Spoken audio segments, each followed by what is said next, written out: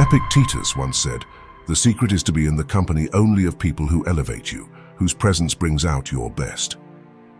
First of all, to determine whether a person fits one of these characteristics I'm about to mention, you need to observe. However, this is relatively easy. It's enough to analyze the person's speech and actions to get an idea of who they are and what their essence is. So to make this clear, I'll comment on each of these types of individuals and explain why you shouldn't avoid them. Victim. Imagine life as a game of chess. Each player has the same pieces and the same goal: to checkmate the opponent's king. You think strategically, make some sacrifices and take some risks. The victim, however, blames the board, the pieces, or even their opponent for every bad move they make.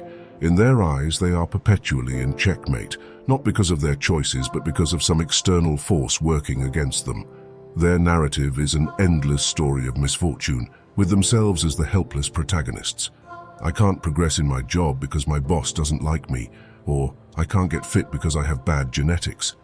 The victim we're talking about uses their difficult situation as a permanent excuse, refusing to take any responsibility for their actions or lack thereof. You can see yourself involved in her story, perhaps as the supporting character who constantly has to rescue her. So what's your attitude when dealing with a victimizer? It can be tempting to become their savior, offering endless advice and emotional support. But the Stoics warned against this. They would recommend setting a firm boundary to protect your own mental state. You could employ a technique known as compassionate distancing. Show empathy and kindness, but don't try to save them from situations they need to resolve themselves. Offer a listening ear, but avoid becoming an eternal problem solver. Marcus Aurelius once said, "The best revenge is to be different from the one who committed the injustice." If you feel sucked into the victim narrative, resist the urge to become a victim. Take control of your own game board. Make your moves, and remember that in the chess game of life, being perpetually in checkmate is often a choice, not a destiny. Keep your pieces moving, make strategic sacrifices when necessary, and play not for revenge or pity, but for growth and wisdom. Two-faces. With regard to people who are two-faced, Stoicism advises caution. Instead of worrying about their actions, we can focus on cultivating virtue in ourselves. You've probably had an experience like this. These are people who seem to like you, but spread rumors about you behind your back. And this behavior extends to other people as well. So don't be surprised when others talk badly about you. One moment, they're smiling and friendly, and the next they're talking negatively about you. What I recommend is that when you start to notice this kind of behavior, it's best to get out of the relationship as soon as possible. To identify it, keep an eye on her behavior in different groups of people. If she's not 100% herself in everyone, there's a strong possibility that she's two-faced. You don't have to be unpleasant to the person to get out of the relationship. After all, if you are, you'll be doing almost the same thing as them, which is not what Stoics do. Walk away little by little until whatever contact you have simply dissolves. Pretending to listen. In situations where people pretend to listen, Stoicism would guide us to be assertive and, if necessary, to distance ourselves from conversations that don't enrich us. You know that type of person who, when you say something and try to share an idea, responds with a simple, "Yes, I understand," and that's it. That can be annoying and even disrespectful. What's worse is when the person talks about what they want, and when it's your turn to talk, they simply pretend they're not listening, get distracted by their cell phone, or agree without really caring what you're saying. In other words, she's heard you, but she's not really listening. Let's be honest, the minimum requirement in a conversation is that the person pays attention to what you're saying. Otherwise, it's not a conversation, it's a monologue.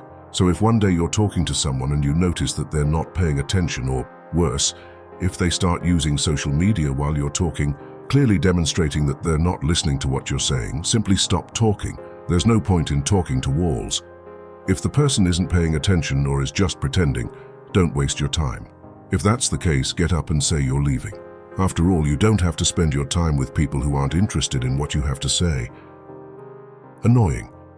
When it comes to dealing with irritating or manipulative people, Stoicism offers us the practice of self-reflection. Instead of reacting emotionally, we can stop and think about how our own perceptions and reactions influence the situation. It's one thing when we're going through a difficult time in life, and we easily lose our temper with someone, not because of the person, but because of the daily stress we're under. It's a completely different situation when you're calmer, but you're constantly irritated by a specific person. If this person is able to irritate you constantly, it's because they subtly provoke you, throwing ideas at you that confuse you and subtly feeding your doubts, little by little in small doses, so that you can't fully understand their emotional and psychological games. Believe me, there are people who act this way for the sheer pleasure of it, so beware of these subtle games, because if the person manages to irritate you all the time, it's because they're poking you with gestures and words, and you don't even notice. You can sense who this person is when you always arrive extremely tired when you go out with them. The level of stress and fatigue they bring is simply enormous, sucking up all your energy. Toxic positivist. You know this person. They're always exuding sunshine, rainbows, and endless streams of emojis. They're the ones who tell you just be happy when you're going through a tough time, dismissing your feelings and experiences with an irreverent wave of bright optimism. Imagine your life as a garden. There are flowers, but there are also weeds and pests. A toxic positivist, however, insists on ignoring everything that isn't a blooming rose. Suppose you're going through a difficult breakup. You're sad, confused, and looking for some emotional balance.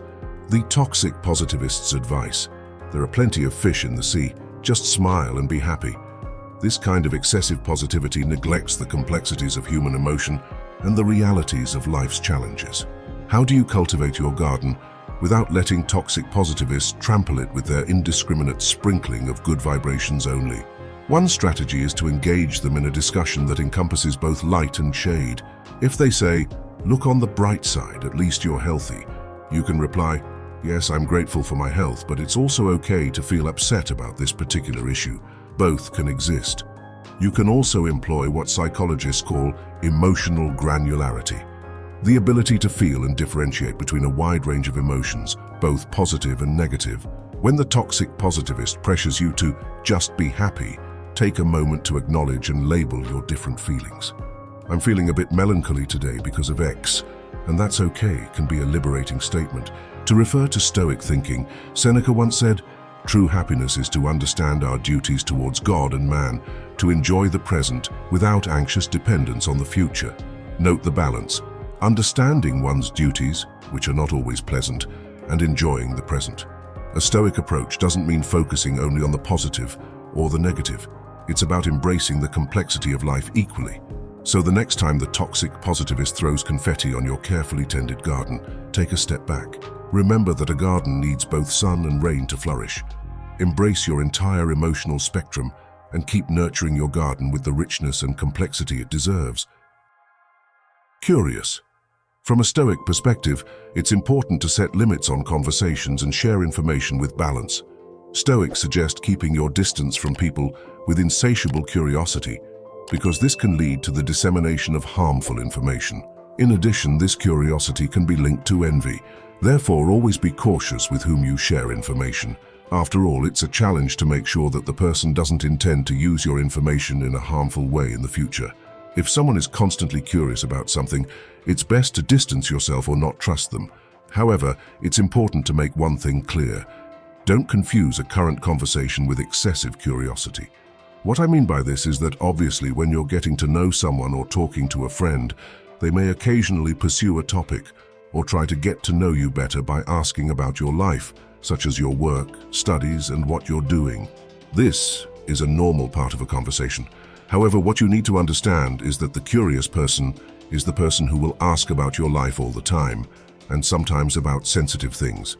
For example, the person may ask about your salary, which is already a bit awkward to ask. If you decide not to answer and change the subject, later on the person will ask you the same question again. That's what I'm referring to. This is the kind of person we should be wary of before we give them our trust. So not only don't trust this type of person, but if you have the opportunity, stay away from them. Narcissists. When dealing with narcissistic individuals, the Stoics remind us of the importance of not allowing other people's behavior to affect our inner peace. Practicing indifference towards their self-centered actions allows us to maintain our peace of mind in the midst of their vanity. Think about it. If someone is always talking about themselves and barely cares about others, they are hardly someone you can trust, because they only have eyes for themselves and constantly prioritize their own needs. It doesn't matter who it is. You can't trust narcissistic people, because they make their own image the most important thing in the world. They don't want anyone to be better or equal to them. They are the type of person who will do anything to improve their self-image even more. And this compulsive act of desiring and admiring oneself is extremely dangerous because it is impossible to know what this person is capable of doing to maintain the desired image. The Stoics didn't study this philosophy to be better only to themselves, but to help the common good. And narcissists are the complete opposite of that. They don't care about those around them, only their own ego. They are usually the type of individual who makes others take the blame for their own mistakes, so don't trust people who talk excessively about themselves and only seek to impose their opinions on others without listening to anyone, as these individuals can harm you at any time in order to achieve their goals. Indecisive. As for indecisive individuals, Stoicism encourages us to focus on what we can control, our own decisions and actions. It's easy to explain why these people are not worth trusting. How can you trust someone who is always hesitating about what decision to make if they can't even define a direction for their life? How can you trust such people? They are also totally unpredictable because you don't know exactly what their decisions will be. Because their personalities are not fully formed, they are indecisive individuals without a strong enough personality to act and choose the path they want to follow. To put it bluntly, trusting an indecisive person is like trusting a child with a knife. You don't know what they'll do when you're not around. This is also reflected in the fact that they are not people who keep their promises, as it is possible for them to change at the last minute. Her indecision makes everything more and more confusing, leaving chaos in their wake. This makes it difficult for us to think calmly and clearly. Every time we get close to these people, we become more and more anxious and reactive to things because the energy they transmit is pure confusion. Stoics value calmness and self-control, which we must maintain during the rush of hectic days in order to make the right decisions. And if you think you're indecisive and anxious, we've left a link in the first comment to help you eliminate these problems the way the Stoics dealt with them. Take a look. The time sucker. Imagine your daily routine as a carefully crafted symphony. Each instrument represents a task or commitment, and when played together, they create a harmonic balance. But then the time vampire enters the scene, screaming out of tune, drowning out the melody and turning your beautiful composition into a dissonant noise. The time vampire isn't necessarily malicious. In fact, he can look good. It could be a colleague who constantly interrupts you with trivial questions, turning your productive working day into a series of unfocused moments. Or it could be a friend who invites you to countless social events you're not interested in, making you feel obliged to attend and wasting your time and energy. These interactions may seem inconsequential at the time, but the cumulative effect can be deeply disturbing. So how do you prevent your symphony from being ruined by a time vampire? One effective strategy is the Pomodoro technique, a time management method that involves dividing your work into intervals, traditionally of 25 minutes, separated by short breaks. During these breaks, you make it clear that you are not to be disturbed. This establishes a boundary that protects your most productive moments from being hindered. If you're dealing with a social time vampire, remember that saying no is not only acceptable, it's essential for your well-being. In the words of Seneca, life, if well lived, is long enough. Stoicism teaches us that time is one of our most precious resources, which must be allocated wisely. It is the canvas on which we paint the portrait of our lives, and we must be highly selective about who and what deserves a stroke of our brush. In the great composition of your life, make sure that every note, every instrument, every melody is aligned with your greater purpose. Don't let the cacophonous intrusion of a time vampire disrupt your symphony. Hold the baton firmly and conduct your life with purpose, ensuring that every moment is a well-played note in your harmonious masterpiece. If you've made it this far, don't forget to like and subscribe to spread Stoic wisdom and help transform more people with good character and humility. Thank you. Everyone's friend, Stoicism reminds us that we cannot control how others perceive us. Instead of seeking universal approval, the Stoics emphasize the importance of cultivating authenticity. Who hasn't met someone like that? Who smiles at everyone, wishes everyone well, hugs everyone, and tells you that you can always count on them. In short, it's the famous type of person who wants to be popular, outgoing, and please everyone. I'm not saying that we should judge someone just because they have these characteristics. What I want to advise is that we don't blindly trust someone who smiles at everyone, tries to please everyone, and always makes promises with the sole aim of being popular. The goal of this type of person is to be the center of attention, so for them you are just another person, just another number, a person who will be conquered. People like this are looking for attention, living on illusions. Knowing this, it's always good to be wary because extroverted people who want to be overly popular often replace anyone quickly, and you could be next. By giving in to their values in order to gain social approval, this person is indecisive to the point of personality, which can be a ticking time bomb in many cases. The Stoics emphasize the beauty of authenticity and how it would bring peace of mind and happiness. Problems. Stoics encourage us to take responsibility for our decisions and emotions instead of blaming luck or circumstances. These people live with problems and intrigues. They claim to have bad luck, and for them, life is just a punishment. Every day, they say, a new difficulty arises, and each day seems to bring a new consequence. The person is there, telling everyone that they don't know what's going on, that everything is difficult. Be wary of this kind of person. There's nothing wrong with being suspicious, because if the person is full of problems, it's not a coincidence, it's not the universe conspiring against them. It's the person sabotaging themselves. Every day they probably make the wrong decisions, don't learn from their mistakes, and probably don't control their own emotions. I would therefore advise you to be wary of this type of person because if you sympathize with their sad and difficult story to the point of always wanting to help, their problem could quickly become your problem. So be wary because people like this who collect obstacles and drama only have one real difficulty, in this case themselves. And I imagine you don't want that difficulty by your side. Critical Stoics emphasize the importance of constant self-evaluation, rather than spending time criticizing others. The focus of the Stoics is on improving ourselves and our character. If someone spends their time criticizing other people, usually through gossip, rumors, or even trying to damage someone's image, they are probably the kind of person with a bad character. Think about it. If you go around bad-mouthing others and wasting time gossiping, I imagine that if you're a decent person with things to do in life like working, minding your own business and paying bills, you probably won't go around talking and spreading rumors about others. My point here is that those who excessively criticize the lives of others clearly have nothing better to do and are unhappy enough to make unnecessary comments about others. Remember what Marcus Aurelius used to say, strict with yourself, tolerant of others. In this case, the critics are not strict with themselves at all, but with others. So be wary of this type of person, because if someone easily speaks ill of others, they can easily start speaking ill of you too. The manipulator. Imagine your life as a movie script.